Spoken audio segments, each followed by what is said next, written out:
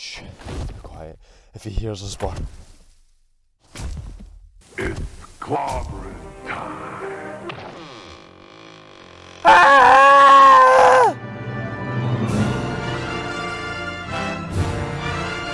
Over the past 86 years, superheroes have shown up in media in all sorts of ways. Superman in the 1930s to Spider-Man in the 1960s. These characters have become staples in pop culture, showing up in TVs, movies, comic books, toys. They became respected icons. In 1994, a film was actually planned and filmed. And I say actually because it wasn't released in cinema, wasn't released in VHS, and it also wasn't even released as a McDonald's Happy Meal toy. The movie wasn't even forgotten, it was buried. Which raises the question of why would someone actually go through the effort of making a film and just burying it? We are jumping the gun a wee bit here, and obviously I'm just kind of letting you know what the end to the video is. But the reason that they actually made a film was because Burt Eigenher, I think that's how you say his name, had the rights to Fantastic Four, and if he didn't make a film, or at least start production of a film before the rights ran out, he just lost the rights altogether. So that is why Fantastic Four was made. He hired a filmmaker called Roger Cowan. He was a well-known low-budget filmmaker, so the film had a budget of around about $1 million back in 1994. So in a sneaky move from the producer, he never actually told anyone, apart from the director, that the film wasn't getting released. Not the actors, not anyone else on set. So everyone thought the film was getting released, and they did press tours because they believed it was. There's even press photos of them in their Fantastic Four outfits, all sorts, but it was just never released. In interviews with some of the actors, they actually thought this was going to be the big breakout role because obviously Fantastic Four was such a big thing. So we'll get straight into the movie. So I would like to preface this by saying that the movie was that hard to find that I had to go through like versions of the movie. So basically, I think I've got a bootleg version of a bootleg version. So I've got a version of a VHS tape that was never released to then scan it in. So as you'll see, it's really bad looking. So basically straight away there was a guy that I actually couldn't tell if it was a fake beard or a real beard on his face, so I think you can see how bad the quality is. Susan and Johnny are children. I've actually never been more confused because in my head they're always the same age as Reed.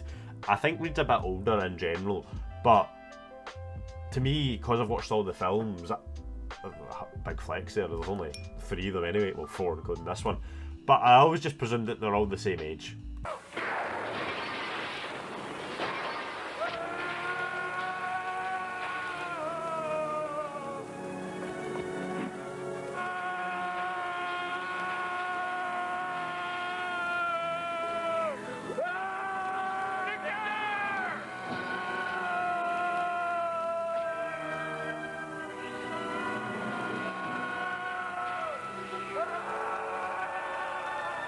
That is one of the longest screams I've actually ever heard, and the fact that Reed just stands there is mental. Just like, yeah, well, on you go.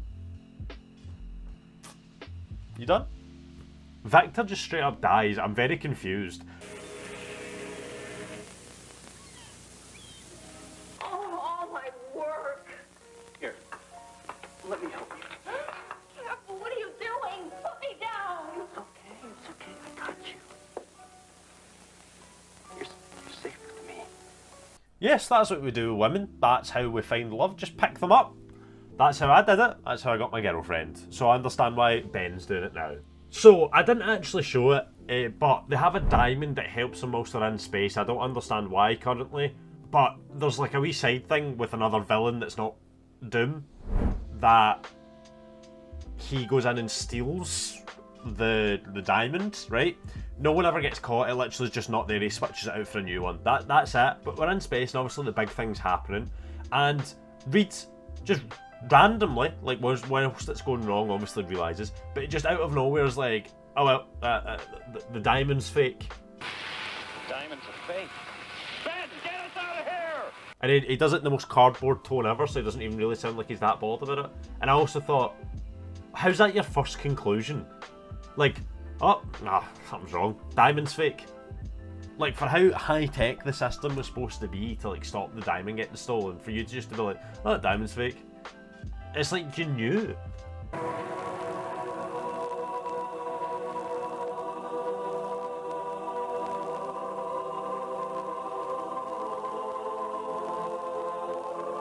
When they got their powers, I actually just thought Master Chief was coming down because of the music that started playing.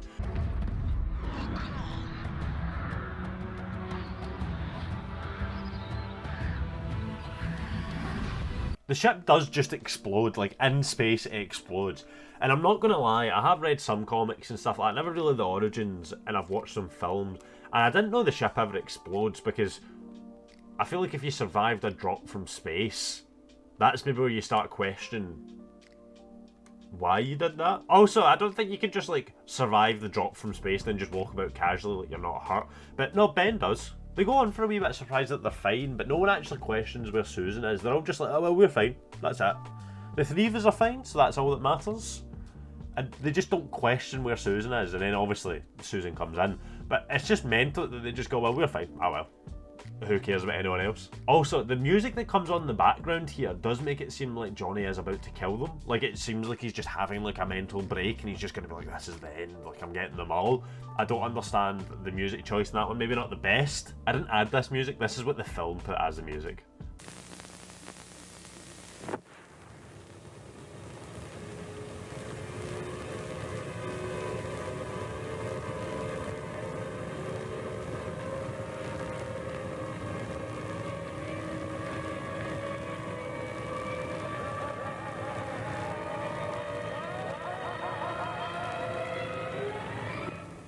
There is a second bad guy. He is the guy that stole the diamond earlier. I actually have no clue who he is. I just presumed he was like the mole man or something.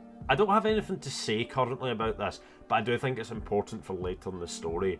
So the mole man steals Ben's girlfriend, or the woman that is blind at least, that Ben picks up at the beginning. And that is the most interaction she's had with Ben. So that is it. Like, that's all they know of each other. But the mole man steals her because he's wanting a queen. So I was just thinking, right, either that's a coincidence or he knows it's to do with the Fantastic Four. But I don't think anyone knows about the Fantastic Four in the world currently, so I think he is just generally just like, yes, I'll steal this woman. The Fantastic Four get rescued by the army, and Ben's obviously not there now for some reason, and then this thing comes out the background. Good name for it, isn't it? Thing comes out the background, and you're like, oh, obviously we know that's Ben because we know the Fantastic Four. But I was like, I know what I would do. I understand why the army started shooting him, but then Reed's like, no, that's Ben. But how does Reed know that's Ben? Because he acts surprised when he sees him?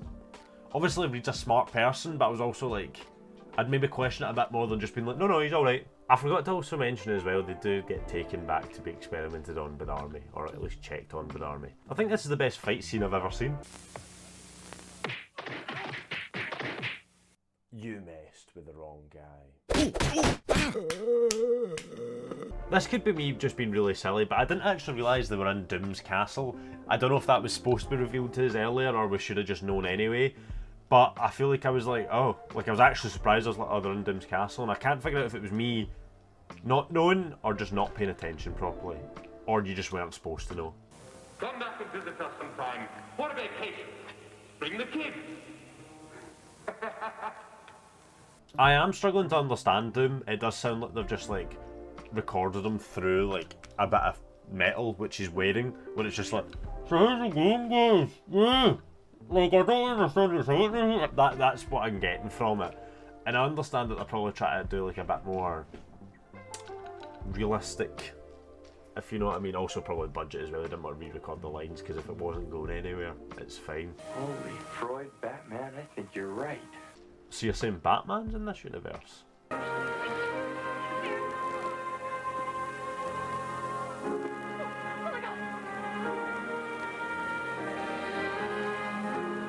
To be fair, I would say don't approach random women in the street making it look like you want a hug. I do understand why they ran away, and I don't think it's just because of the way he looks. I think anyone, even a man, if another man was approaching him, should be a bit creeped out or freaked out by a man just wanting a hug. Reed has the power to make things disappear. If you look down the corner, the costume's there, and then it's not. Do they ever explore this power anymore? Welcome, my friend. We offer you no harm. They don't understand like we understand. Ben was a normal guy at one point. I don't understand why he's letting this creepy guy come up to him and like go with him willingly. Like, Ben should understand that this is an unsafe situation anyway. I don't understand why he's like, well, everyone thinks I'm hideous. Well, at least he thinks he's hideous, obviously. Oh, I better go with this creepy guy. Like, I don't understand the logic in that. Victor actually is like, we need that diamond now. So he goes to the jeweler to get the diamond. And then the jeweler holds his own queen hostage and says to Victor, oh, if you don't leave or whatever, I'll do it in. And then Victor's response is like perfect, because why would he care about a random person? You touch it, and she dies.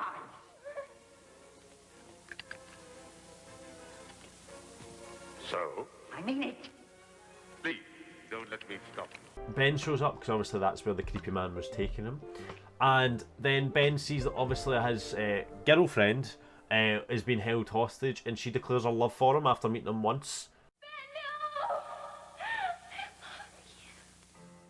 And I was thinking, that's quite a red flag, I would say, as well. And then Ben also declares his love as well, and Ben loves her.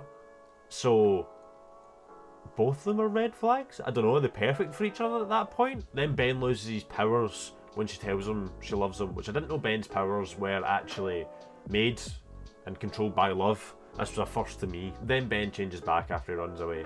I'm still very confused on how his powers work. At 1 hour 14, this is when we actually first see the suits. And I'm not going to lie, I actually really like them because like how 90s and 80s TV they look. Like, I think they are perfect for what the medium they're in. Then we go to Doom's castle, and then Reed pushes Doom off the castle, as you do. But obviously Reed, having some morals, tries to save Doom, and his hand's down there, and then he's basically going, no, like, I'll save you. And then Doom starts monologuing about how weak Reed is, and how he could never let him, like, die. And I was like, this is a really weird position to be saying this in when you are the one that's about to die. And then, obviously, Doom's like laughing and his glove comes off and he's like, yeah, woo! Like he's happy that he's fallen, which I don't understand. And then Johnny goes into a washing machine cycle.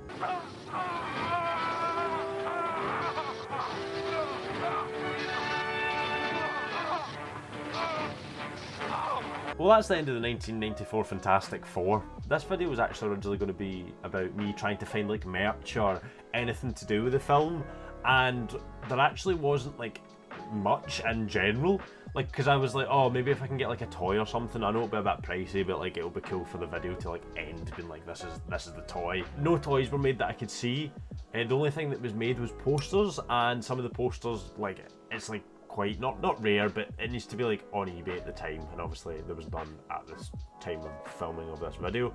And I think they are still quite expensive. Like, I think they said on average it's between £100 and £300 for a poster, and I was not willing to pay that. One thing that actually did get sold was the Doom suit on Prop Store. It got, I think it was around about 5,000-6,000 it was sold for, which is quite cool. No, but imagine I actually did come in the suit, like, you would have believed that, and you'd have believed I paid £5,000 for a suit of armour, which if I had the money I probably would, to be fair. It's quite a cool thing to have. So yeah, that was the 1994 Fantastic Four film, which was, I'm not going to lie, really bad, and I don't think I'll ever watch it again. But it was worth the experience. If you are interested in anything more to do with the film, there was a documentary called Doomed. I will link it in the description. It's about the making of the film and what all the actors actually thought was going on, and full production and everything. Well, I hope you guys enjoyed this video. Like, comment, subscribe. It's clobbering time.